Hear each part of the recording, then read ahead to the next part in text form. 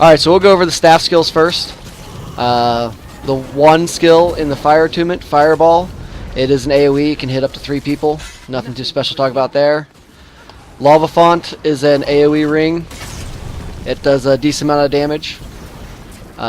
Quick cooldown, it's Fire Field. Flame Burst is an AoE burn. You have to have a target, and it'll grab 4 other people once you burn your initial target. Burning Retreat is an evade. So normally you get your 2 dodge rolls, but this is actually like a 3rd evade. So if you need to evade an attack, you can do your Burning Retreat. If you go into your keybinds, you can keybind to turn around to make your character do a 180. And so you can do your 180 with your keybind, hit Burning Retreat, and then rotate your mouse 180 and you'll go forward instead of backwards. I'll kind of demonstrate that. And hopefully you don't lag too much and it screws up your mouse movements, but that was me going forward on Burning Retreat. You, hypothetically, if you have a really quick hand, might be able to do it with all mouse, but I highly recommend binding turnaround, because it'll be extremely quick that way. What do you use for that? Myself, personally, I have it bound to a mouse button. But, I mean, that's your personal preference. When you're in a group fight, sometimes if you're right up on the group, you can use Burning Retreat to get away.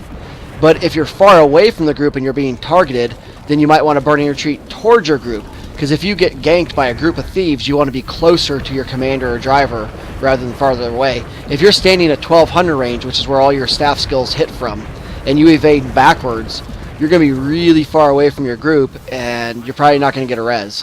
So if you're at a good distance, then that's one reason you'd want to Burning Retreat forward. You can also use this as a catch-up skill.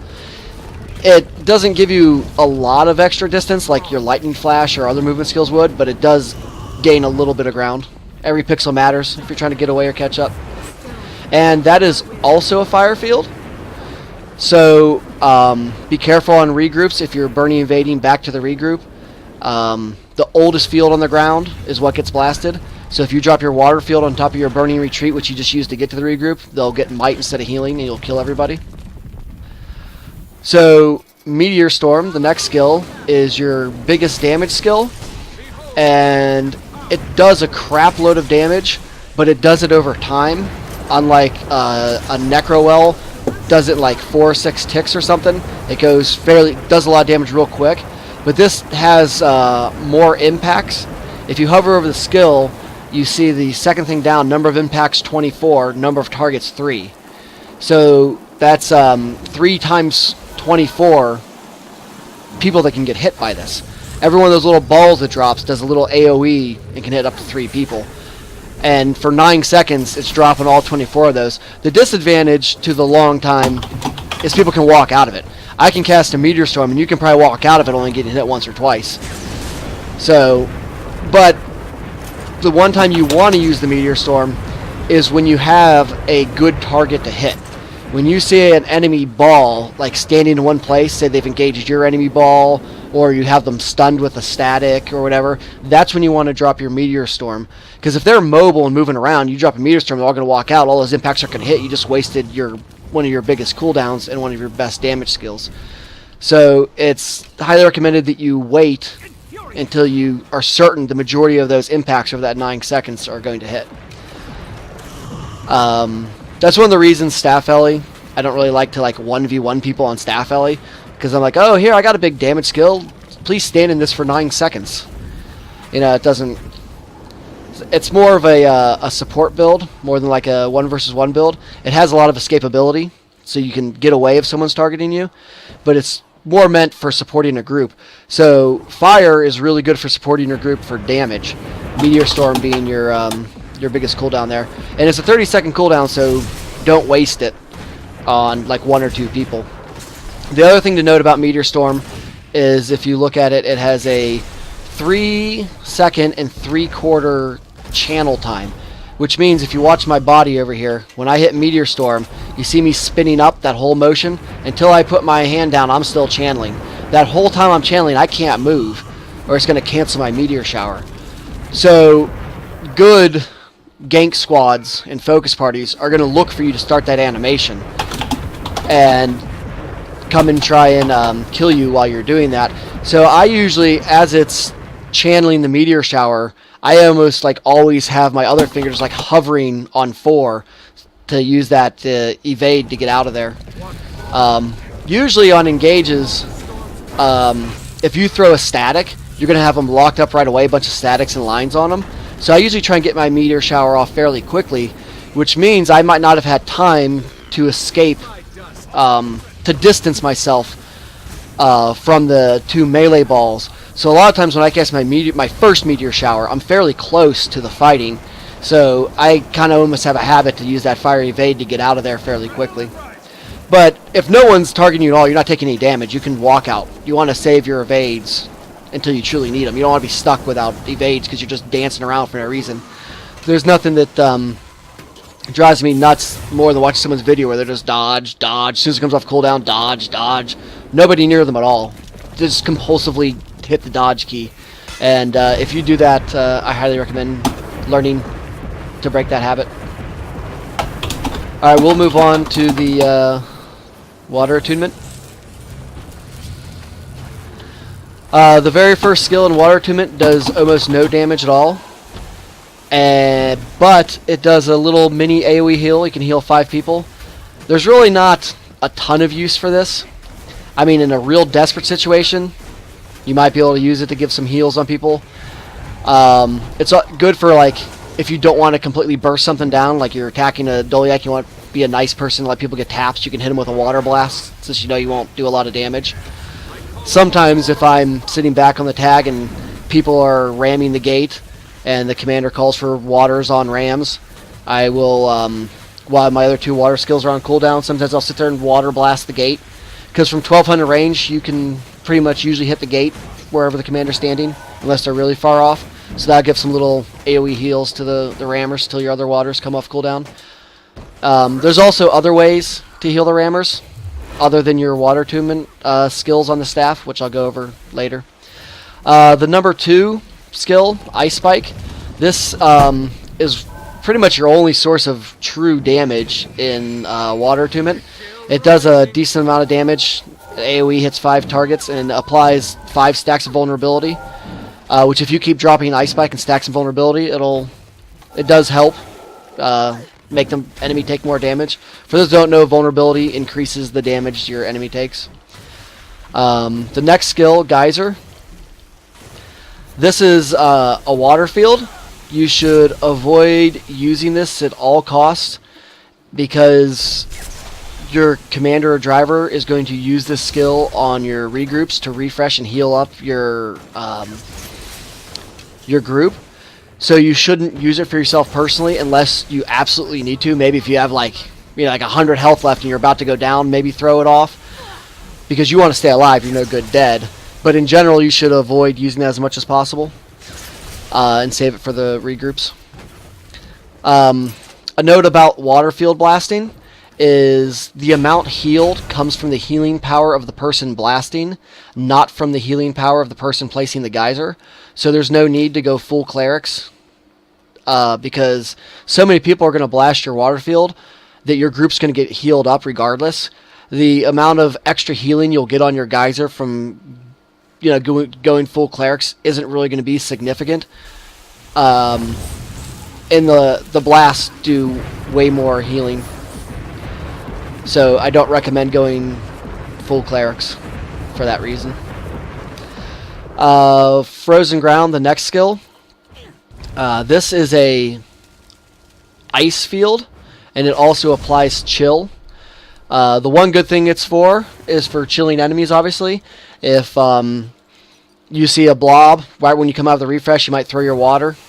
You can walk up to the blob and throw a chill on them to slow down their movement, to make sure your melee ball can get in there and have a source target. You can also throw it on them as you're retreating out for a regroup to slow down their pursuit, so you can get a regroup free of enemies harassing you. If you do that, be very careful not to throw it where you might regroup, same deal. If the ice field's on the ground, people are going to get area frost armor instead of area heal. And you pretty much just killed everybody. It's also good in that you can leap through it to get frost armor, which gives you minus 10% incoming damage, and also chills people for, I believe, a second if they hit you. So most front lines, usually a lot of the players have leaps, and before they engage, if they're going to leap into the group, they can leap through your frost field and they can all get frost armor, which will help keep them alive and help keep chills on the enemy group. I think everybody here is on an Ellie. Is anybody here in TeamSpeak not on an Ellie that's near me? Does anybody have 2 daggers? Oh. I do. I can switch. So you can target this golem, and your 3 skill in Earth, if you double tap it, will leap to the golem. But don't do it yet. Here, I threw the frost field. Go ahead. You see that person? Someone leaped through it. When you leap through it, you get that frost armor. Oh, someone blasted it. That's why. If you leap through, you get that frost armor, and it's a good thing to have. Yeah, the rolls are burst. Sorry. Oh yeah, your evasive arcana. Yeah. But anyways, it's the same thing. You get the same thing. The blast. If you blast an ice field, 5 people close to that blast, favoring party members, will get frost armor. But if everybody can leap through it, there's no point in blasting. You save the blast for more important things, and everyone can leap through your ice field and get that area frost aura, which is pretty nice. You have to kind of practice, unless your commander or driver explicitly calls for it. You just kind of have to get a feel for when they're about to leap. Or some commanders will be like leaping in 3, 2, 1. They'll call it out so you kind of know. But you kind of get an idea based on the range. If you've ever played a front line with a leap, you can kind of see the distance that the leap will actually go in. So when you see the commander get close, you throw it a little bit in front of him, and then just by coincidence, they might not even know you're doing it. They'll leap through and get their frost armor. So the last skill, Healing Rain. And we're going to circle back to Healing Rain when we go over the traits, because there's something really important with the Healing Rain. But for now, I'll just tell you that it's a water field. So if your geyser's gone, if you need an emergency water field, you can throw this on the regroup. Most of the time, you're going to want to use this in combat. Like, you want to throw it on your melee ball. And when you throw the water field on your melee ball, you want to call that out so that they can blast it in combat. Because there's various skills they have that can blast in combat. The Guardian Hammer and the Warrior Hammer and Warhorn. So there's various skills they can blast it in combat and heal up. And it might even reduce the need for a regroup. And it just helps keep them alive. It doesn't do a lot of direct healing. So it's important for them to be able to blast it. But it will do some direct healing. And it also applies regen to them. So it'll give them all regen buffs, which is also nice. We'll move on to the air attunement now. Air attunement, Chain Lightning. It's a decent attack skill. Fireball has better direct damage. The nice thing about Chain Lightning is it chains. So if you're just trying to get taps, there's a whole bunch of downs and you want to get your taps in so you get some loot bags, get credit for killing things. Sometimes I'll switch to air at the end of the fight and just roam around and Chain Lightning to get my bounces. Good for going to the Lord's Room and getting your taps. The one thing to be careful on this, and same thing, not a little bit on the Fireball, but not as much, because the Fireball's radius on its AoE is pretty small. But the Chain Lightning, if your commander does not want you to tap the gate to draw white swords, just wants you to kill the guards, be careful with Chain Lightning, because you can bounce to the gate and accidentally tap it. In general, just a general world versus world tip, if you're very concerned about accidentally tapping a gate, there is in the options, a checkbox next to stop auto attacking on target change. That way, if you accidentally tab to a gate while you're trying to kill guards, you won't automatically auto attack it. So that might be something worthwhile to have on. I mean, that's a scenario that doesn't happen a lot, but I just wanted to bring that up in case anyone's interested in that. The next skill, Lightning Surge. This is an AoE on 5 targets. Works similar to the Flame Blast 3 in Fire, where you have to have someone targeted, and they'll hit like 4 people close to it in that 120 radius. This has a higher cast time. The channel time is 1.5 seconds. So it takes a little bit, and people can kind of see you're doing it. Not that they really care that much to interrupt that skill. It doesn't do a ton of damage, but it does apply blind. You can use it situationally if you need to. Like if someone's, focusing you, you can blind them with that. With the high channel time, it's usually not worth it. I usually just use it while I happen to be in air attunement, just as part of a normal damage rotation.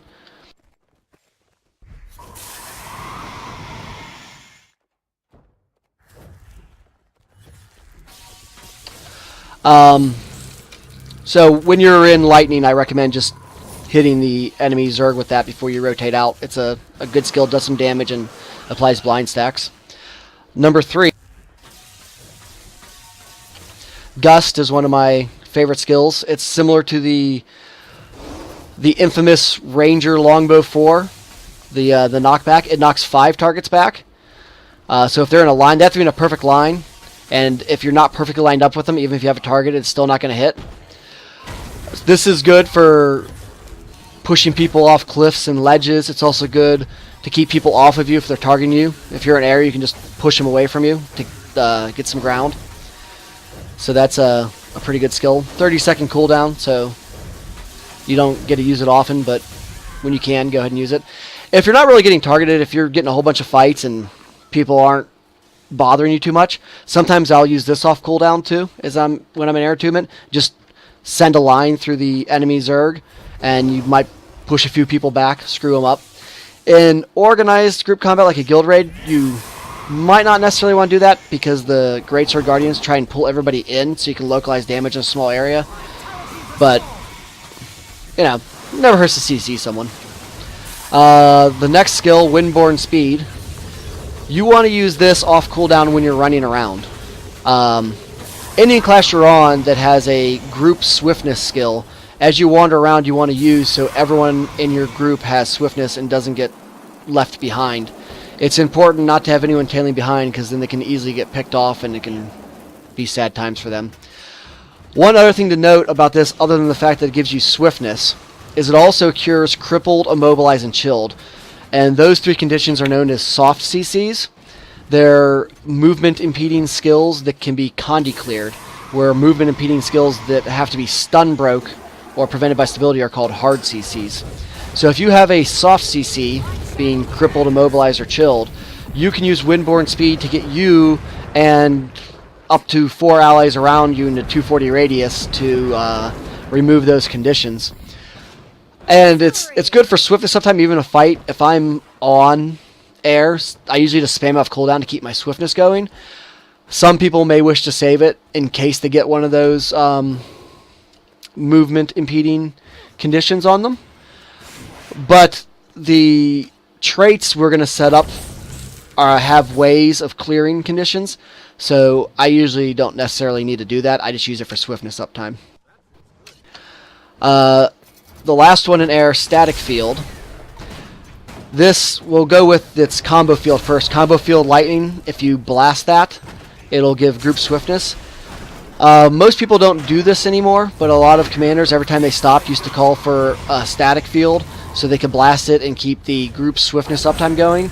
But so many people have got good at using war horns on the ranger and warrior and using symbol of swiftness on the guardian and windborne speed on the staff allies that the group swiftness is usually pretty good.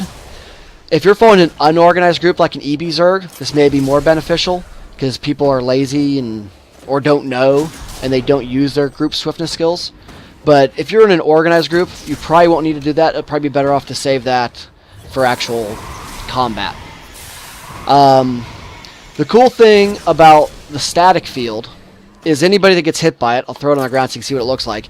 Anybody standing on this ring will get stunned for 2 seconds unless they have stability. And unlike most skills in the game, most AoEs cap out at 5. Static field will hit everybody that touches it. So if you can throw it on a massive map cube blob and it hits 30 people, you just stun 30 people if they don't have stability. It does a little bit of damage too, which is nice. And it lasts for 4 seconds, so even if they don't get hit by, the initial thing, they can still walk into it. So that's one of your most powerful skills on the staff. because you can really catch a group off guard. One combination with the static field that's pretty powerful is if you're with your group, you can run ahead and you can blink ahead with your lightning flash. I'll show you lightning flash. And to gain some ground on your group, and you can throw a preemptive static on the enemy group. And this is good for two reasons. One, it'll force them to pop their stability and stun breaks early, so when the rest of your group comes running in and throws more hard CCs on them, they don't have their stun break or their stability doesn't last as long. And if they don't use stun breaks or pop stability, then you have them all caught and you can lay into them. Because a stun not only impedes your movement, but locks down all your skills that aren't instant casts. And most instant casts are usually stun breaks. So, it's pretty good. It's a pretty good way to get them. Some groups, you want to make sure that your ally group is close enough to you to engage. If you run too far ahead and static them, they can just wait for it to wear off and walk out of it. You want to make sure that when you hit them with it, your ally group is close enough to jump on them. Otherwise, you just wasted an important cooldown. So we might circle back to that when we go through the traits. It's also unblockable, so the Guardian Aegis doesn't matter. Alright, moving on to Earth Attunement. The one skill, there's really nothing special there. It does some damage, applies weakness, which weakness is a great thing to apply on people, but this only hits a single person, where your role as a staff Ellie is primarily to hit as many people as you can. So in general, unless I'm stuck in an attunement because of a cooldown, I usually throw my AoEs and then switch to another attunement. So the only time I really use stoning is if I'm, stuck in Earth, basically. Or 1v1ing, which you really shouldn't have to do too much of. It's combo field physical projectile. For those that don't know what that is, if you throw a physical projectile through another field, such as a fire field, it'll gain additional benefits. So if you put a fire field down, and I throw my rock over top of your fire field, it'll turn into a burning rock and catch people on fire when it hits them. For what that's worth. Like I said, I don't really use this too much, except when I'm stuck in Earth and need to do some auto attacking to do some damage while I don't have other skills available. Eruption, this is an important skill. It does decent damage and applies some bleeding. It takes a long time to erupt. I forget how many seconds it takes to erupt, but its main feature, other than some damage, is it is a blast. So in general, anytime you throw eruption down, you're going to want to also throw a field on top of it. If you're going in for a regroup and you're in Earth, you might want to throw an eruption down where you think the commander or driver is going to regroup, and then throw your water field on top of it, because then you're helping with the blasting. If you're throwing it down in combat to do damage, I usually immediately switch to fire and then throw down a lava font, which is a fire field, and that way there'll be area might where that exploded. If you are in Earth for the regroup, you can also, another thing, if you do the eruption, you happen to switch in water. This probably won't happen too much, but you can also throw an ice field down to blast area frost armor as well, but that probably won't happen very often. So just remember that's a blast, and it takes a while to explode, so you want to throw it first and then put the field on top of it. Whereas a lot of your blast, you want to throw the field first and then blast on top of it. But eruption takes a while to happen, so you want to throw eruption first and then the field second. So the next skill is extremely powerful, especially with the Pew Pew Rangers. This magnetic aura reflects projectiles back to the asshole shooting you. So if you have a Pew Pew Ranger and he decides he wants to use his 2 skill on you, you switch to Earth, you hit magnetic aura, and watch him kill himself. So that's a good skill. You probably should save that until you need it. And usually you'll know if you're being targeted by like a ranger or something. If you're just taking mystery damage, I probably wouldn't just like pop it. You'll eventually, as you play more and you're in the back and you're like by yourself and you see blobs in front of you, you'll eventually start to recognize things going on around you. You'll recognize what's hitting you from the side, because you won't get so much tunnel vision anymore. So, but save your magnetic aura in case you get focused by something with a heavy damage range attack. The best one I can think of there is the Pew Pew Ranger. Pimji told me that the Mesmer Spatial Surge, the one on the Greatsword, is not affected by that. That it goes through it. Just something to note. I've never actually tested that, but he told me that. He said it's only things that actually are literally look like projectiles that it'll reflect back. So it's not necessarily all ranged attacks. It has to actually be a projectile. Not combo fish or physical projectile, but something that looks like a projectile, like an arrow or a pistol bullet or something. So the next skill, Unsteady Ground, is extremely similar to the Guardian line of warding. You put it down and it creates a line the foes cannot cross. They walk into it, they fall down. They get back, they use a stun break, get back up, walk into it, they fall down. The only way to get through one of those lines is to have the stability buff on. Stun break only picks you back up, and then you walk back into it and fall over again. So that's good for catching people that don't have stability, or to force them to pop their stability. You can throw that into the enemy group to kind of, an additional stun on them. It's also good to save. Like as you're running away from someone, you can throw it behind you, and people will walk into it and it'll help keep them off of you. It's good to catch people because you have your 1,200 range, which is extremely far. So if someone's running away, you can throw it in front of them to catch them up. So that's just a good line. If you hear a commander or driver call for lines or CCs or hard CCs, that is one of the options you can use. And for those that have played Guardian, it's basically the exact same thing. Except I think it has a longer range. The next skill, Shockwave. This is similar to the Gust, where you have to be perfectly lined up with the target, or it won't hit them. Doesn't even matter if you have them targeted. And this does an immobilize and a bleed of 5 targets.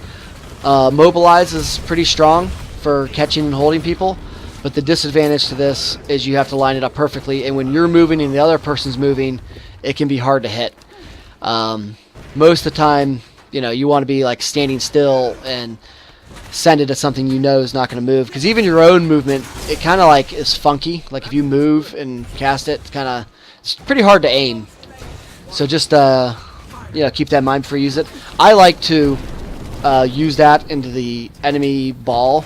I mean, it's good for singling out people, but since it hits 5 peoples when I'm in Earth, that's one of the skills I'll cast. A lot of times I'll throw down my eruption and then use Shockwave on the group as well, and by the time Shockwave finishes, I've had time to switch to another attunement and still throw a field on top of my eruption, because eruption takes that long to explode. Apparently Shockwave is also a physical projectile, so it'll pick up additional benefits from fields, but like I said, it's hard to aim. I recommend mostly just using it off cooldown into the enemy blob to try and mobilize some people, but if you have a situation where you can aim it, feel free to use it on individual people as well. So we are going to circle back and talk about how traits affect the staff skills and how you can combo certain staff skills and stuff together in situational use. But in general, for the skills in general, does anyone have any question about the skills? Alright, we'll move on to the utility skills, the heal skill, and the elite skill. So the most recommended skill I can recommend for you for healing is this Ether Renewal. There's 2 reasons for this. One is that it only has a 15-second cooldown, so you can use it frequently. A lot of the other ones have a higher cooldown. And it removes up to 8 conditions over its 8 pulses. It'll pulse 8 times, and it can remove up to 8 conditions, so it's a very good Condi clear. If some like full Condi, Mesmer, or Necro or something is targeting you in the back line, you can use that to just wipe out all the Condis off of you. One thing about Condi clears that is very important to remember is don't panic. If you get a couple bleed stacks on you, and maybe a poison or a burning or something, you just don't want to, oh fuck, I gotta get all these off of me, and just start Condi clearing. If your health is not, it's kind of like a accelerometer. You watch your health orb, and if it's not draining quickly from the conditions, you can kind of let them sit on you. You don't have to hit the panic button, so to say. Same thing with all the next skills I'm going to go over. Your cantrips. don't hit the panic button until you need to. You want to, as you play more, you'll learn what skills, how much damage you can take before you need to pop your life-saving skills.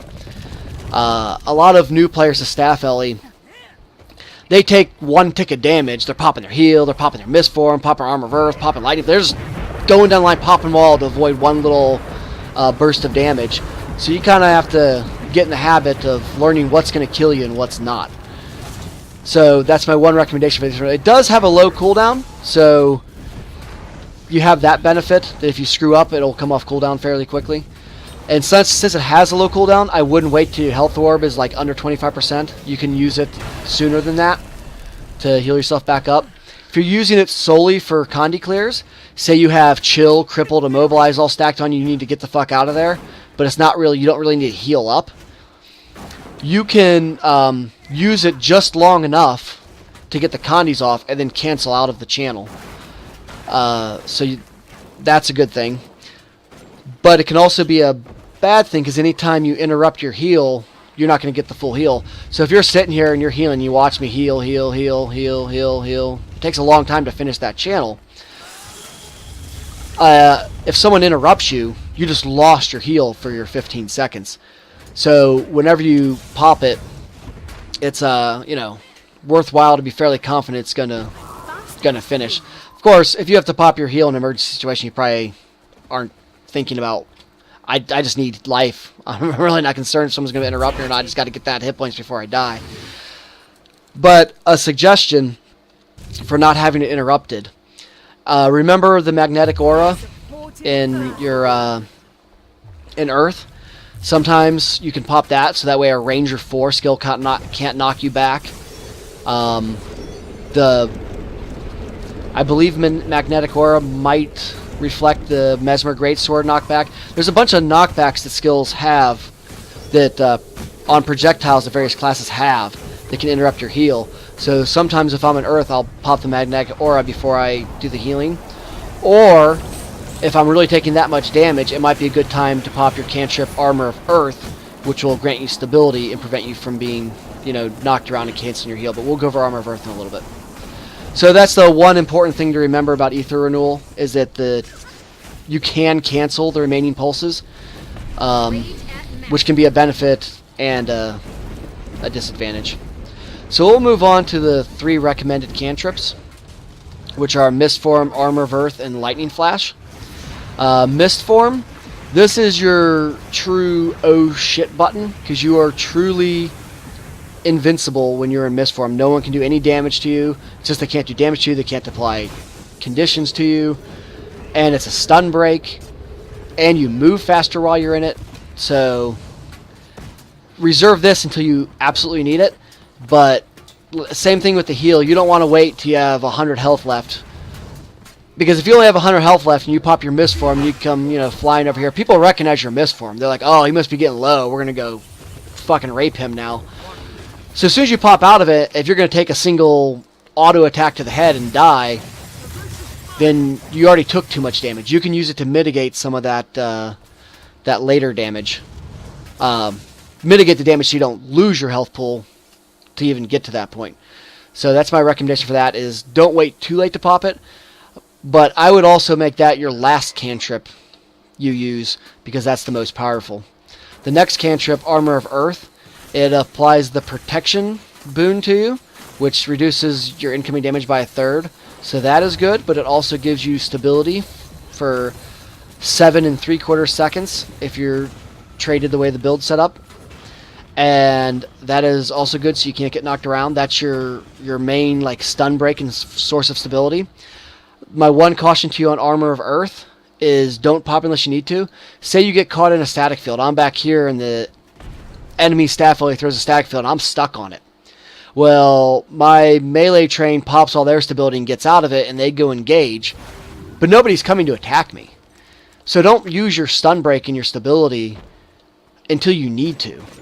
If you can walk out of it, if you can wait out your stun, don't pop your skill. Don't just panic just because you're stunned or knocked down and pop that. Wait till you use it to mitigate damage. I'm stunned and I see a group of 10 people running right for me with, salivating at the mouth, waiting to kill me, that's when you pop it to get away. Not just because you got stunned. You know, you want to wait until you absolutely need to use it. Lightning Flash can be used offensively and defensively. Defensively, you can use it to get away from the enemies, and it's the same thing as I told you on the Fiery Evade or Burning Retreat, it's called, on the fire on your staff. If you're trying to get away from like a thief or something, and you're already at max range, you don't want to blink away from your allies. You want to blink towards them, or ideally, you can blink through them. You want to, if you're on one side of them, you blink to the other side of them, which will force your pursuers to either, you know, blink across, follow you if they're a mesmer or a thief, or to walk through your enemy ball. And if they have to walk through your allies are going to DPS them down, and your problem is solved. Lightning Flash does do damage, so if you're using it to catch up, be certain not to place it on wildlife or something, because it'll put you in combat. The damage is not significant. It does decent damage, but I wouldn't use it for its damage. I would use it for its teleport. Offensively, it can be used to catch up to people, or like I said, if you want to run ahead and throw like a static field down, you can use it to gain ground. It also, there's some unique places in World vs. World where you can blink, and when I say blink, I'm referring to Lightning Flash. The blink is actually the Mesmer skill. But you can use it to like blink up cliffs and to like blink through roofs on top of ceilings. There's all sorts of neat little tricky ways you can use it. And we can go in World vs. World after this. I can start to show you some of those tricks, which also work for the thieves and the mesmers. Another cool thing is there's channels that take a while to finish. Like for example, your meteor shower. It takes 3 3/4 seconds to finish. If you blink, it will not cancel a channel. So if I start channeling my meteor shower and they're like, oh fuck, here come people, I can blink away, and if you look at me, my channel animation is still going on. I will continue my channel, my AoE will still land in the same spot. So if you're in the middle of an important channel, such as meteor shower, you can blink away from a pursuer and still get your skill off that you were channeling. I recommend practicing that now. I'll give you a second. Cast meteor shower, or if you conjure Frostbow, the 5 skill in Frostbow has a long channel time. So start your channel and then use Lightning Flash to change locations, and watch how you continue your channel. That is a pretty important skill. If you're running a Dagger Alley, a common one people do this, the 5 skill in Earth on Daggers are really long channel time, and it's a very recognizable animation, so people just walk out of it before it hits. So people use the Lightning Flash to catch up to people for that too. Anything that has a long channel, you can use Lightning Flash to gain ground to make sure you know, it hits. The cool thing with Ice Bow, let me break combat and I'll show you the Ice Bow. Is Ice Bow, the target has to be in range. So I'll be right back. So if the target you're attacking with your Ice Bow 5, which is Deep Freeze, walks out of range, you won't hit them. It'll say out of range whenever it finally finishes channel. It's a 1.5 second channel. So say this golem here is running away from me, and I'm starting to channel on him, and you notice that he gets out of range. It's a 900 range, and you'll get used to the different ranges as you know, as you play the game more if you're new to the game. So if he gets out of range, if you already started channeling, you can be like, whoop, blink right up to him to gain some distance on that range to make sure it hits. So Lightning Flash is good for that as well. Your Elite, there's multiple things you can run for the Elite. Since I'm in combat, we'll use the Elite I currently have on Tornado. Tornado, whenever you go into Tornado, it grants you stability so you can't be knocked around. It also increases your toughness and your vitality, which will, like if you pop Tornado now and you look at your health pool will go up because you get a significant increase to your toughness and vitality when you go into Tornado. The Tornado is also, they've changed it to be a lightning field, so anyone that's casting bolts through it will be brutal bolts, which means they'll apply vulnerability, and your own lightning that comes out of it will be applying vulnerability as well, because they're projectiles coming out of your own field. It also, people can blast you to get swiftness. That really is silly, really doesn't serve much of a purpose.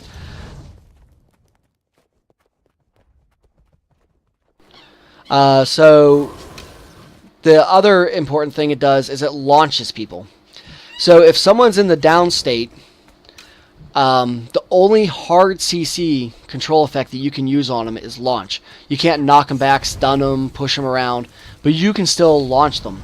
So if there's a bunch of downs on the ground, say there's a really important down that the enemy wants to hard res right in front of you, they're in the down state.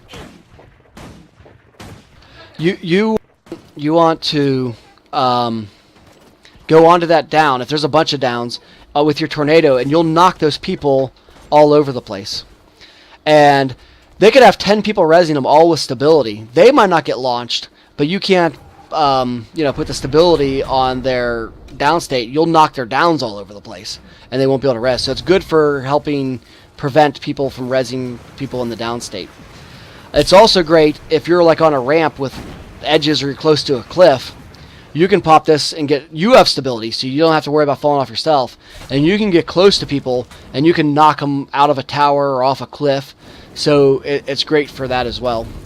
And with the stability and the increase to the toughness and vitality, it can also help keep you alive. And speaking of keeping you alive, when you're inside of it, there are 3 skills that you can use. Electrified Tornado lets you shoot additional lightning out of it. That's okay for doing some extra damage. I sometimes use it if I'm in Tornado and everybody's dying to get some taps, just like the one skill in your staff in air, Chain Lightning. It's kind of similar to that, except instead of chaining, it sends out multiple. In general, though, you're going to want to use Dust Tornado, the number 2. That causes everyone in your AoE ring. I guess it's capped out, but it'll cause a bunch of people to be blind.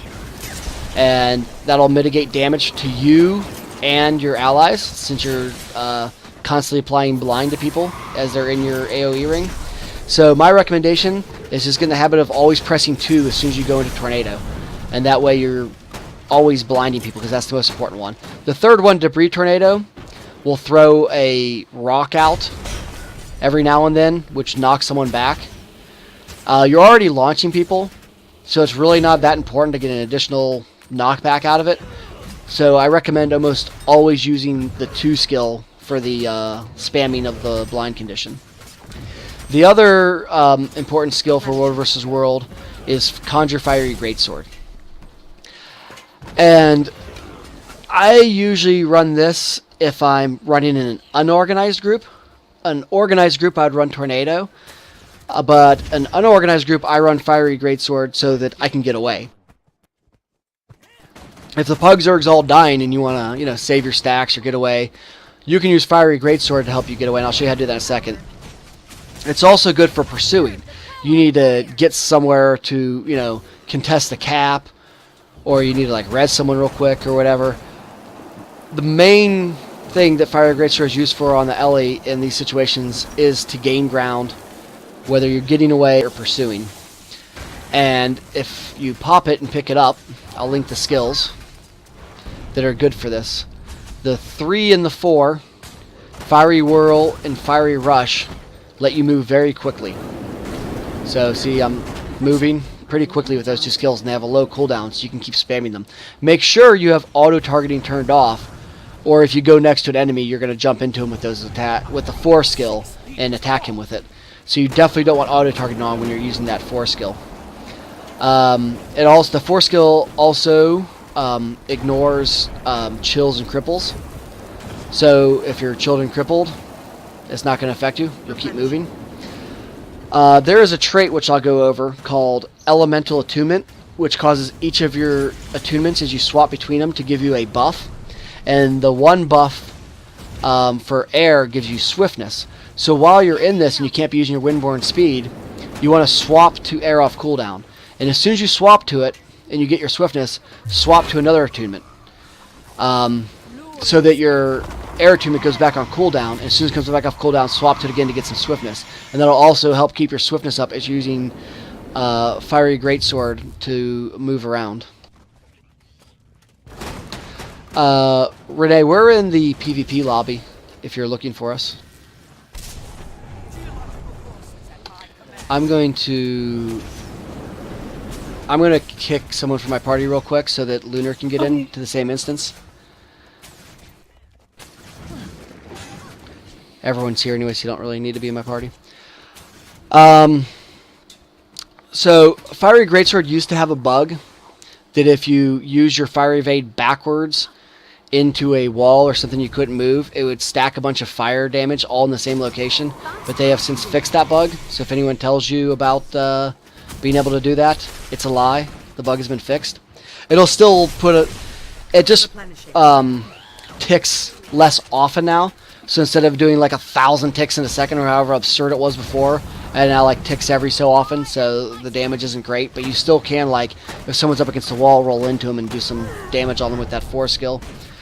The 1 skill, if you're looking to damage people with it, does a decent amount of damage. And the 5 skill is a little AoE, like little meteor shower. Doesn't do as much damage as a meteor shower, but you can also like cast it and keep moving. So if someone's pursuing you and you're using 3 and 4, you can, when 5's off cooldown, you can drop that behind you to kind of make them want to walk around it because they don't want to take damage from it. They'll kind of might cause them to walk around, get them off your ass a little more. The other thing to note about Conjure Fire Greatsword is with all the Conjure weapons, it puts a second one down on the ground. So you can use this to give a Fire Greatsword to someone else if they need mobility. Or if your Fire Greatsword runs out and you're still in the area, you can pick it up, or you can pick up someone else's. But where you place it, keep in mind, this Conjure does damage where you place it. So if you hover over it, it does an amount of damage, it applies a burning stack, and it's an AoE damage as well. So if you don't want to get in combat, say you're trying to get away, don't hit anything with where you're placing it. Place it somewhere where it won't hit anything. But if there is an enemy blob, you may want to purposely put it on them to do some damage to them. But in general, you're not going to want to hit people with that, because most of the time you're popping it, you want to break combat as quickly as possible. But you can damage people with that if you drop it on top of them. And it has both elites, all elites in the game pretty much have a pretty high cooldown, so just keep that in mind before you pop it. Make sure you have a reason for popping it before you pop it.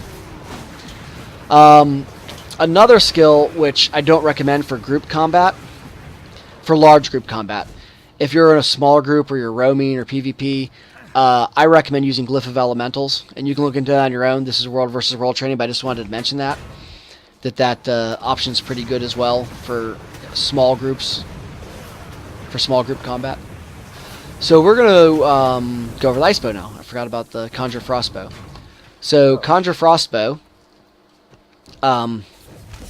this is an extremely powerful weapon, so if everyone wants to conjure a Frostbow and check it out, the 1 skill is kind of like your Water Blast on your staff. It doesn't do a ton of damage, but it does an AoE heal. I usually don't use that too much. The thing with your Frostbow and all your conjure weapons, they have charges. Not only do they disappear out of your hand after a certain amount of time, but if you use skills, they'll disappear. So I try not to use it too often because it uses up the charges. Although a lot of times I'll use Ice Bow, I'll use the good skills that are worth a damn, drop the bundle with the weapon swap key, go back into my normal attunements and do damage with them, and then I'll pick up my second Ice Bow if it's still on the ground so that I can use the big damage skills again. So Frost Volley, the number 2 skill, is similar to the 2 skill on the Ranger Longbow. Not as good, but it's similar. The 3 skill Frost Fan is similar to the Warrior's Fire Fan, except it chills instead of doing burning damage. That's a decent skill. It hits multiple targets and applies chill. The 2 most important skills are next, though. Ice Storm is similar to your Meteor Shower, does an insane amount of damage over, does 24 impacts, but it casts much quicker than Meteor Shower, so those impacts are more likely to hit. And it also applies bleeding damage. One thing to be extremely careful about with the Ice Storm, let me answer this question real quick. We're just in the lobby, Hammer. you just come into the lobby and come to my yellow tag over by the Golem army. If you're in a different instance, we can get you in my party. If you don't see my yellow tag over in the west. West of what? In the lobby. If you're in the lobby, I'll be in the west side of the map, near Lobby the DPS for- Trials waypoint. Have you ever been in PvP before? No, I don't play PvP. When you first enter PvP for the first time ever, it makes you go through a tutorial. So you may have to run through, just literally run through the tutorial, you don't actually have to do it, and go through the portal to get into the PvP lobby. And in the PvP lobby is a bunch of like indestructible golems you can destroy to practice on. Your PvP build is independent of your world versus world and PvE build, so you can change all your skills to match the traits we'll go over. 22, whatever it is. I have a 80 Elementalist. Okay. If you look at the for- top left of your screen, you will see icons, and you want to click the cross swords, and then enter PvP lobby on the left, top left of the screen. Oh, okay. I wonder why I've never...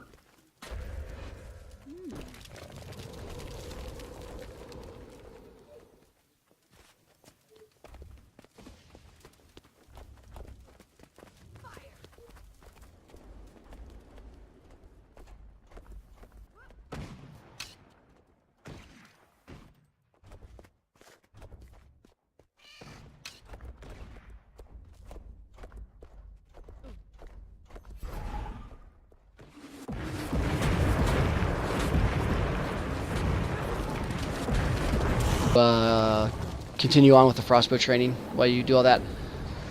Alright, so frostbow, the ice storm. Let's go over here to the little golem army. Everyone come follow me to the golem army. If this entire group of golems has the retaliation buff, and I use my 4 skill and ice bow on them, I'm dead. Retaliation reflects all the damage you do back on top of yourself. You are almost guaranteed with those 24 impacts to do enough damage to them to get reflected back on yourself to insta-down you. So before you attack a large group with this, make sure you cycle through your targets, which is the default tab key, and check for the presence of the retaliation. It's a little fist. Check for the presence of the retaliation boon. Otherwise, you're going to be very sad because you'll instantly kill yourself. A great time to use Ice Bow is on a bunch of downed enemies to finish them off because of how much damage it does. So if you see a bunch of downs, they're not going to have the retaliation buff. You can feel pretty safe to walk up to them and use your Ice Storm on them. So if a commander calls for finishing off downs, that's a great time to apply up Ice Bow and use that 4 skill. Ice Bow is also good for clearing siege on walls, just like your Meteor Shower. You can cast Meteor Shower, switch to Ice Bow, and use your 4 up on the wall on like cannons or arrow carts or whatnot. It's also nice 'cause it drops another one, and a melee could grab that. Yes, say, that's like true a as well. warrior or a As with guardian. all conjured weapons, it drops the second one, so someone else with high DPS can pick it up and use it as well. So the 5 skill Deep Freeze only does a single target and has a high channel time, but it can't be stun broke. So that's extremely powerful for catching someone. And like I said, you can lightning flash ahead if they're getting out of range of you. It also applies chilled, so if they do pop an instant cast that has stability, they'll still be chilled. So it's one of the best CCs in the game for grabbing someone. But the high channel time and recognizable animation will cause people to, evade it or walk out of range. The walk out of range you can solve with lightning flash, but the evade, just really nothing you can do about it. One thing to be careful is classes that have commonly equipped skills that reflect. You may wish to make sure they're not going to reflect it back on top of you, because then you'll fuck yourself, because you'll be the one frozen. Yes, the Ice Bow is a utility skill. I replaced my Armor of Earth skill with Ice Bow. That's how I conjured my Frostbows. You can just pick up one off the ground if you need one. If you don't, if you're in combat and you can't change your skill. So that's the Ice Bow. It's an extremely powerful weapon. If you do run Ice Bow, the most common utility skill that people swap out for Ice Bow is the Armor of Earth, because Mist Form and Lightning Flash are so powerful.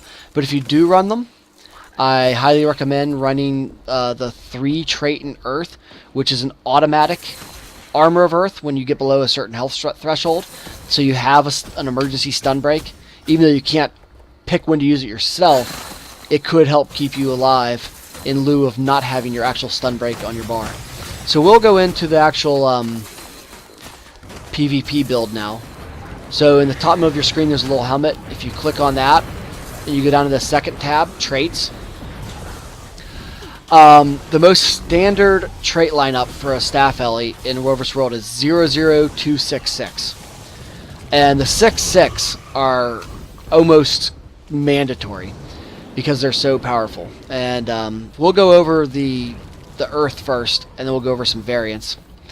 In Earth, the minor trait gives you toughness. So keep in mind if you're getting focused, switching to Earth also helps mitigate some damage because of the toughness given in that trait. But the 3 skill in Earth, Earth's Embrace, when you drop below 50% health, you automatically get Armor of Earth. Now, your automatic Armor of Earth is a cantrip, so any traits that apply to cantrips are also applied to your automatic one. Just to keep that in mind. So it's, if you hover over it, it's a 60-second cooldown. But in water, there's Cantrip Mastery, which reduces your recharge on cantrips. It'll also reduce the recharge on your automatically procced Armor of Earth. And Armor of Earth breaks stun, applies protection and stability, all awesome things. So I like to run that when I have Frostbow. If you're not running Frostbow, if you have Armor of Earth on your skill bar, a lot of people like to put the 2 in air instead of Earth. And there's nothing wrong, especially for newest staff Ellie, keeping the 2 in Earth and running Armor of Earth and having both Armor of Earth to help keep you alive until you get, more comfortable. But as you get more comfortable, if you're running Armor of Earth as a skill, or even if you're super comfortable and you want to have Frostbow and not have the automatic Armor of Earth, you can choose Bolt to the Heart. It's the 6th skill in air. And that'll increase your damage by 20% to any foe that is under 3% health. It's great for finishing people off when they get low, because that extra 20% does a lot of damage. And so that's why a lot of people like to run that. The minor trait in air is you move faster. That's not a significant increase, it's only 10%.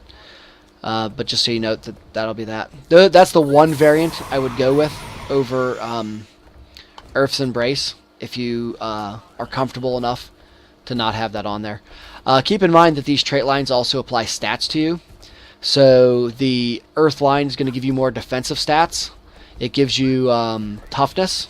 It'll give you 100 extra toughness if you put the 2 in Earth. Or if you put the 2 in air, it'll give you extra damage. It'll increase your precision and your ferocity.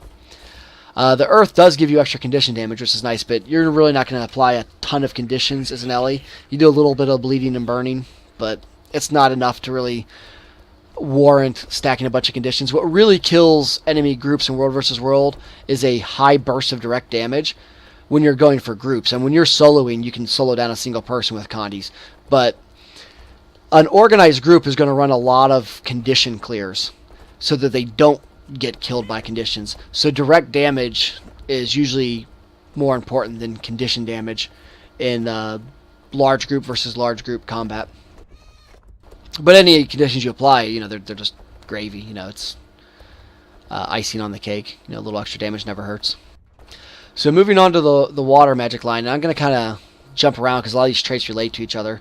The very first minor tick is Soothing Mist. When you're in water attunement, you do you heal people around you up to 5 targets. That is not regeneration. That is independent of regeneration. So if you pop into your water attunement, you'll see it on your boon bar. It's called Soothing Mist. And